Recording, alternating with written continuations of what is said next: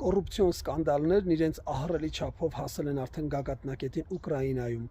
Պաշտոնանկ է արվել արդարադատության նախարար Հերման Յանուշչենկոն։ Այս մասին գրում է չեխական Novinki.cz կայքը։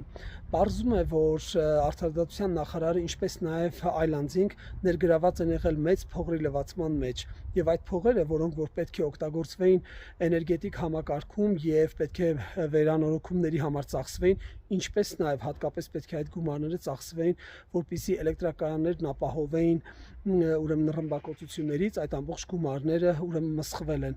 որոնք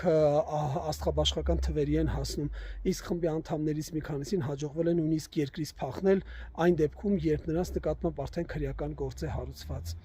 Ծանոթ սցենար է, չէ՞, պատերազմի ժամանակ օգտվելով տարբեր տեսակի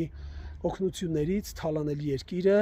եւ կարծեք թե այնպիսին է, ինչպես եւ մեր մոտ էր, միևնույն է ստորագրելու են կապիտուլացիան, միևնույն է տալու են թշնամուն, դե լավ է, քանի որ տալու են, պատերազմը շարունակվում է, եկեք մենք էլ թալանենք, ուղղակի սարսափելի է։